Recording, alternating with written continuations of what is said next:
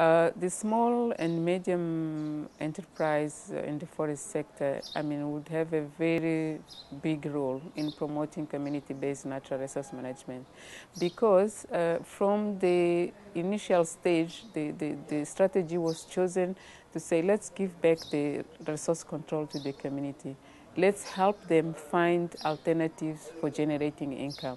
And in that, finding of alternative for generation of income, we're talking about identifying activities which are based in exploitation of natural products in order to get them processed and get them to the market. And you can only do this through initially what we called interest groups.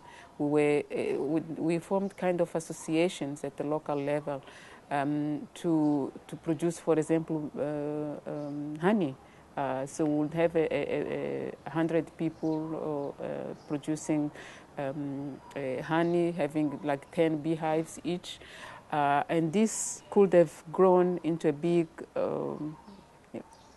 understand me, the big I mean here, strong and sustainable small enterprise, which would have integrated the production of honey in the field with processing, packaging, and marketing.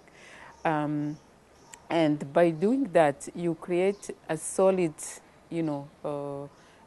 organization or enterprise at the local level, that you don't need an external facilitator to always be giving back money. If they can make their own money and they reinvest in buying beehives and even buying technical, support and other aspects, then you'll have a more independent, small enterprise based at a community level that would contribute to conservation of forests. As I was talking about the beekeeping, one of the advantages of having beekeeping is that you don't use fire.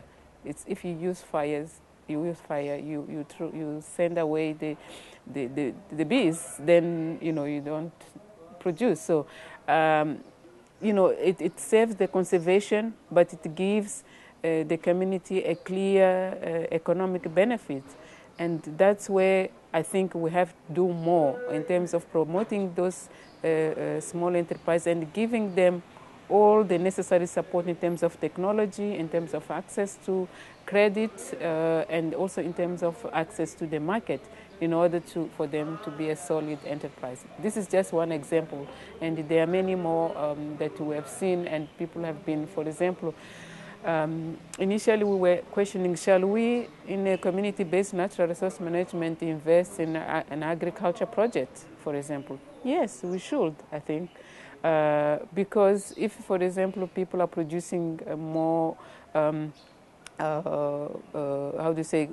producing cash crops, apart from the normal food security crops, then they will have a source of income. And if they have a source of income, then they won't cut down the forest to produce charcoal.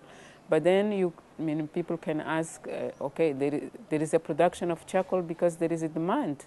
In the urban areas, a lot of people still depend on charcoal, apart from the rural areas, which are obviously living on charcoal and the other wood products. But then how do you deal with that demand? And that moves away from the solution being found only in the forest sector to touch on the energy sector. What strategies can be developed by the energy sector to use alternative sources like the solar energy, like, the gas that we have in Mozambique? How can we exploit it in a way and process it in order to really be used by as many people as possible and reduce the pressure on the forest?